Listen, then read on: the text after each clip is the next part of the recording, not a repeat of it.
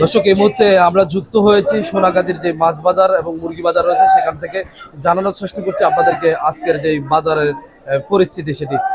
রমজানকে কেন্দ্র করে ইতিমধ্যে বাজারে যে অস্থিতিশীলতা এক প্রকার সৃষ্টি হয়েছে বলে এখানকার বক্তারা দাবি করছেন। আমরা সরজমিনে আসার পরে দেখছি আজকে এখানে যে ব্রয়লার মুরগি সেটি বিক্রি হচ্ছে 225 থেকে 30 টাকা দরে, আর লেয়ার মুরগি বিক্রি হচ্ছে 320 থেকে 330 টাকা দরে।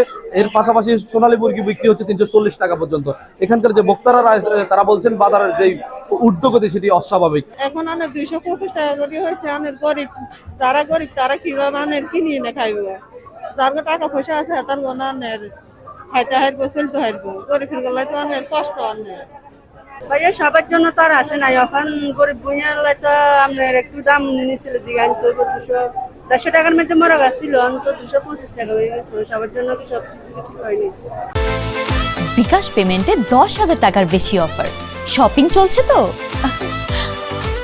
এটা যদি দ্রব্যমূল্য দামগুলো যদি নিয়ন্ত্রণে রাখে আমাদের জন্য অনেক সহজ হবে আর কি। প্রয়োজন ধরেন 10 কেজির মতো প্রয়োজন, তো এখন আমি 5.5 কেজি 6 কেজির মতো কিনছি আর কি। যেহেতু অনেক দাম বাড়তি, এই কারণে কিনতে কষ্ট হচ্ছে আমাদের জন্য। আসলে এই সময় যে আমাদের এখানে অনেক কাস্টমার থাকে, এখন মুরগির দাম অতিরিক্ত বাড়ে গেছে। অতিরিক্ত বলতে কেজিতে 80 টাকা 90 টাকা বাড়ার কারণে এখানে আমাদের কাস্টমার নেই বললেই চলে। গত বছরের তুলনায় এই বছর আমাদের বেচা বিক্রি অনেক কমে গেছে। এখন সরকার কাছে আমাদের অনুরোধ থাকবে ব্রয়লার সেক্টর এবং খাদ্য সেক্টরে একটু নজর দেওয়ার জন্য, হয়তো মানুষ একটু খেতে পারবে। কাস্টমার তো কিন্তু হিমশিম খাওয়ার দাম বাড়তে কি করতে আমার কিনে আঙ্গ তো বেশি, আমাদের কিছু করতে পারি অত কিছু বুঝছেন। আর আঙ্গ বাংলাদেশে তো কোনো আমার এই কমন ছেড়ে নাই। ঈদের দিন রোজা হলে দাম বাড়ে গেল, ব্যাগ কিছু দাম বাড়ে গেল, আমার ব্যাগ লয়ে যাবে। মানে বাংলাদেশের কথা বললাম না, এটা বাইরের রাস্তায় অন্য হিসাব। এই দেশে খালি বেঁচে ঠকাইতে আছে।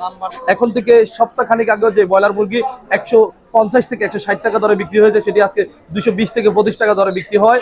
ভোক্তারা আসলে অস্বস্তি ফিল করছেন। অনেক দরিদ্র জনগোষ্ঠী তারা বলছেন আসলে এই যে সামনে ঈদ আসছেন, বিশেষ করে এই রমজানে তারা সিয়াম সাধনা পালন করতে গিয়ে হিমশিম খাচ্ছেন।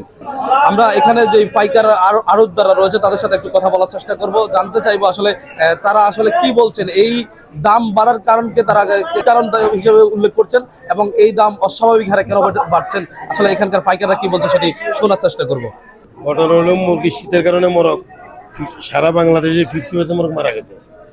শুধু আমার না, সবাই মারা যাবার কারণে মুরগি ছোট, এ কারণে দাম বাড়ছে। এরপরে গেল সবার গেল প্রথম রমজান, গেল বোট, এই তিনটাই মিলে মরক সমানে খাইলে জমেছে। খাবার আমার মরক মার্কেটে শর্টের কারণে দাম বেশি, আর দামও বেশি, বেচাও বেশি। দর্শক শুনছিলেন আসলে এখানকার যে পাইকাররা রয়েছে তারা বলছিলেন যে শীতে অনেক বেশি পরিমাণে মুরগি মারা যাওয়ার কারণে বাজারে যে সংকট সৃষ্টি হয়েছে। আসলে চাহিদার তুলনায় তারা জগন কম বলছেন।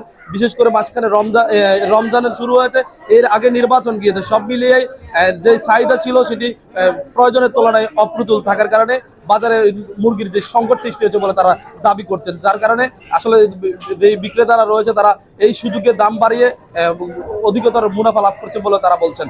তা আরেকটা কথা যদি বলে রাখি, এখানকার যে বক্তারা রয়েছে তারা বলছেন যে এই মুহূর্তে বাজারে মাছ মাংসের যে দাম বৃদ্ধি সেটি অস্বাভাবিক হারে হয়েছে। আমি একটু আগে মাছের বাজারে গিয়েছিলাম, সেখানে যে তেলাপিয়া মাছ 180 থেকে 200 টাকা দরে বিক্রি হতো সেটি আজ 240 থেকে 250 টাকা দরে বিক্রি হচ্ছে। যে এই ফাঙ্গাস মাছের বিক্রি ছিল 150 থেকে 60 টাকা, সেটি বিক্রি হচ্ছে 220 থেকে 250 টাকা দাম পর্যন্ত। সব মিলিয়ে বাজার পরিস্থিতি অস্বাভাবিক হয়ে উঠেছে। এখানকার বক্তারা দাবি করছেন এই অনতিবিলম্বে সরকার যদি এই খাতে নজর না দেন তাহলে যারা সাধারণ দিন খায়, দিন মজুর পরিবার সহ সাধারণ জনগোষ্ঠী রয়েছে তাদের জীবন আরো দুর্বিষহ হয়ে উঠবে। তো সোনাগাজীর মাছ মাংসের বাজার থেকে এই ছিল আমার কাছে সর্বশেষ।